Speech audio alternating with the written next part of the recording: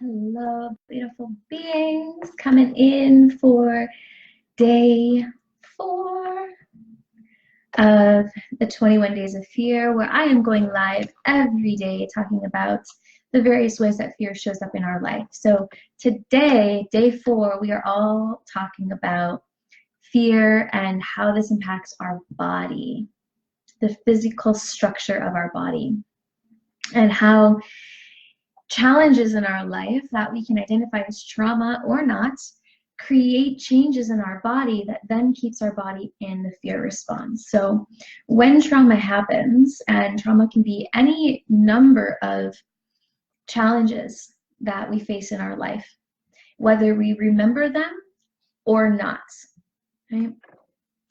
What ends up happening is that our spine and our shoulders constrict.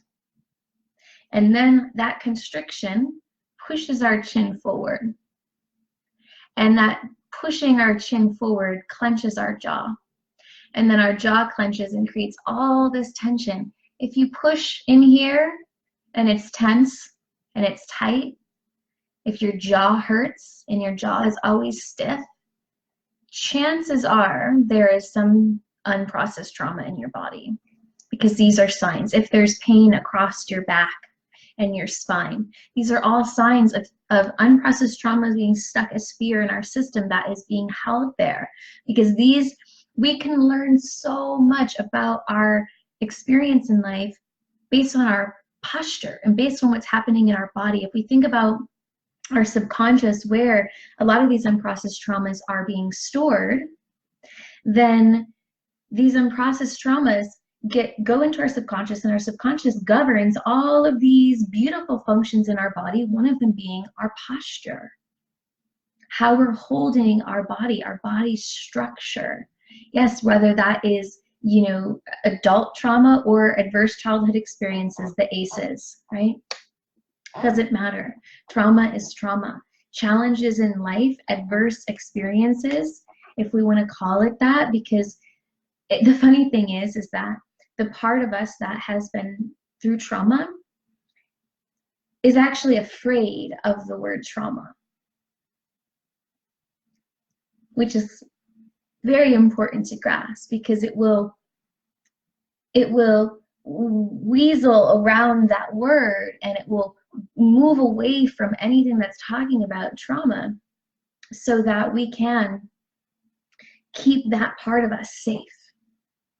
Right? Our subconscious buries it deep within ourselves, deep into our body, deep into our structures of our form, into our organs and our tissues and our muscles and the subconscious aspects of our brain, and it wants it to stay there, right? So from the standpoint, we can recognize these physiological shifts in our body. If you carry a lot of tension in your jaw or in your hips, your body is not supposed to be holding on to all that tension. It's holding on to it because there's things that are unprocessed. So this idea of fear, right? Fear is the byproduct that takes us out of purity. It takes us out of our true essence, our true nature, and it does so through our experiences. The experiences that are traumatic or frightening or challenging, or, just push us up against our comforts and essentially force us to create change in our lives, and do so in ways that are oftentimes devastating.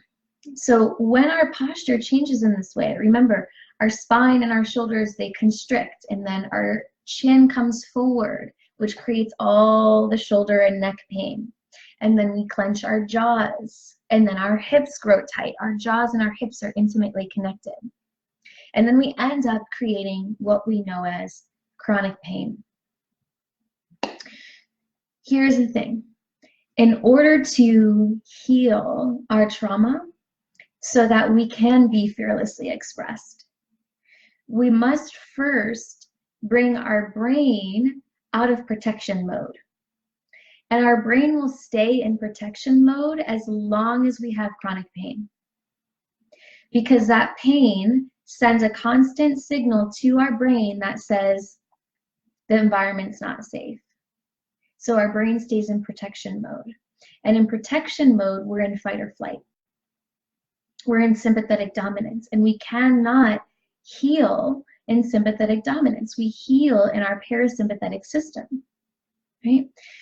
So in this path of becoming fearlessly expressed, the very first thing that we address is the pain.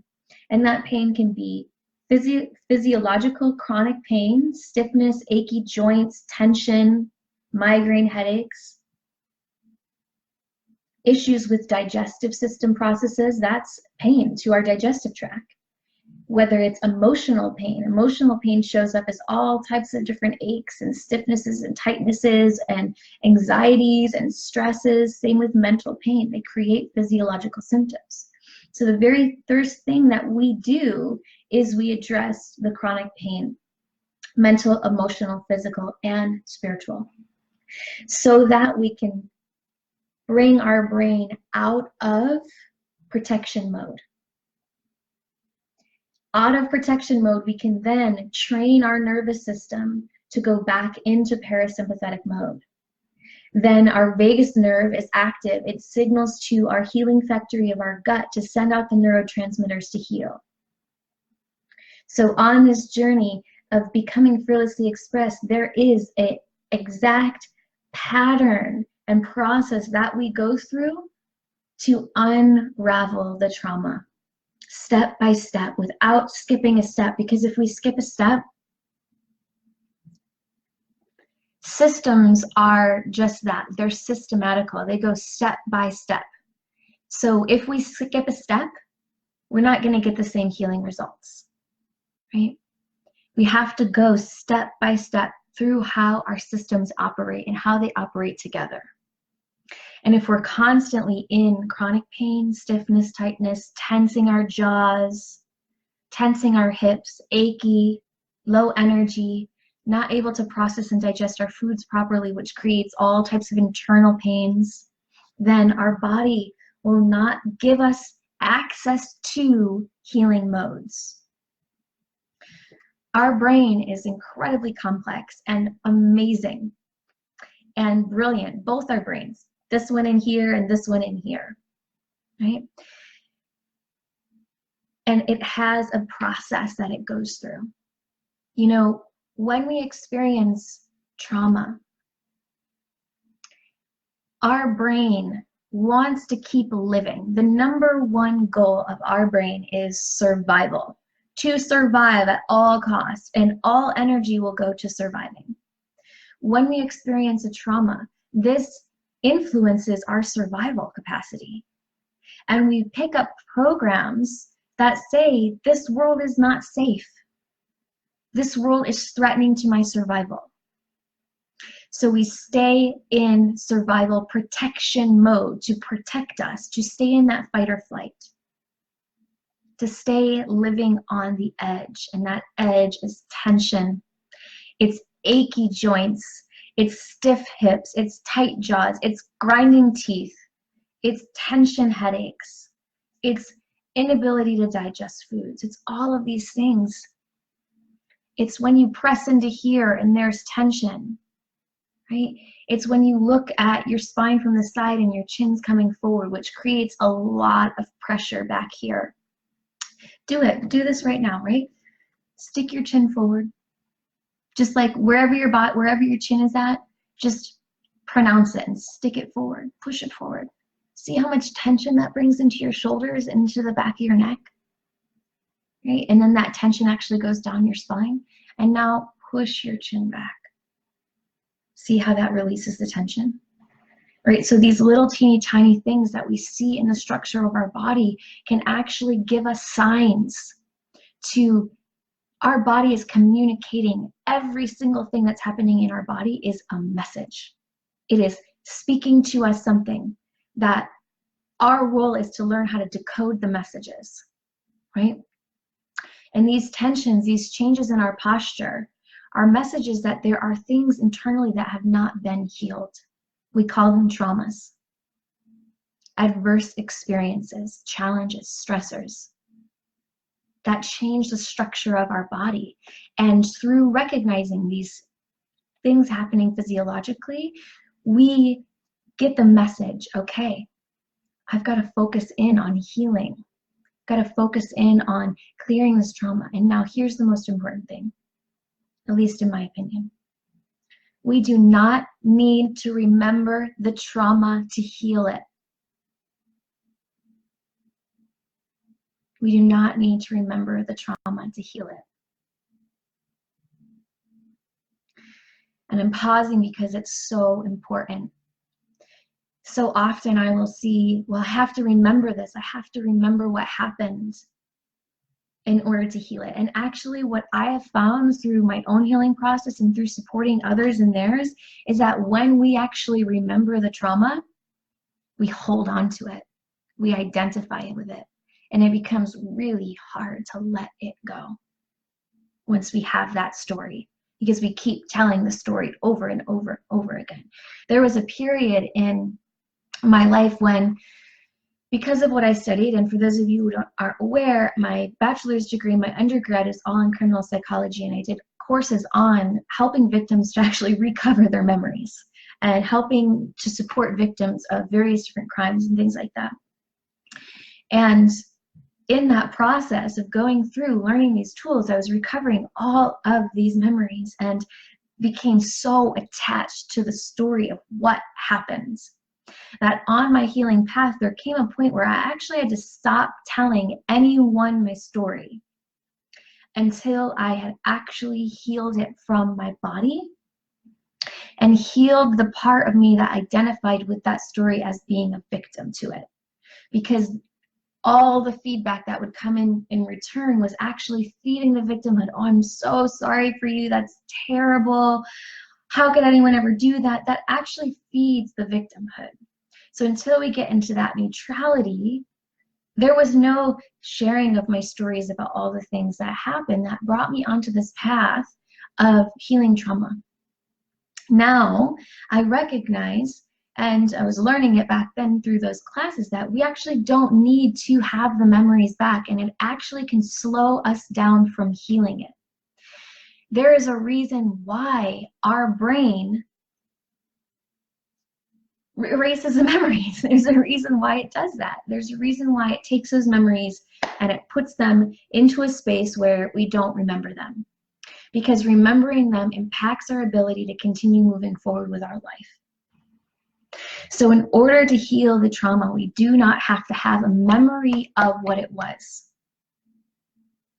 So if you're thinking, well, I don't know if I'm ready because I don't have the memories, you don't have to worry, because it's not about remembering it. Or if you're afraid that going in and doing this is another thing that I see so often, is actually the fear that going in and doing this work is going to recover memories that you don't want to know about.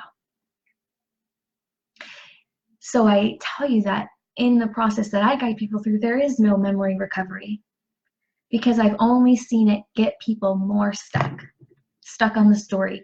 And because I've studied neurology so intensely to learn that our memories, especially with these really strong traumas, our memories get distorted.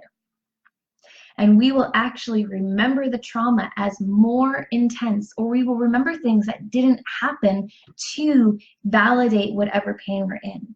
So our memories cannot be trusted. So they are not mandatory to uncover in order to do this deeper healing work. I actually recommend against that, to just focus in on bringing our systems back into balance. We will heal whatever it is happening, because that's what really matters. It's not about what happened, it's about what's presently happening, and that's our systems are out of balance. And today's talk is all about what we can recognize physiologically in our body to be that messenger from our body that's saying, hey, there's something inside of you that is ready to be healed. So that is all I have for you today. Day 4 of 21 Days of Fear. Fearlessly Expressed is coming out this winter. The last day to sign up is November 1st. Please send me messages if you have any questions about what we're going to be doing, how we're going to be healing and transforming our lives, and most importantly, rewriting our future story. Because until we create these changes, our future story is going to be riddled with our trauma, riddled with our pain. And I personally have a vision where we are no longer living through our traumas and our wounds and our pain body. And to get there means we have to reset our systems. And that's what Fearlessly Express is all about. Sending you so much love. Any questions, any comments, send them to me. I'd love to connect. Have a beautiful rest of your day. Bye.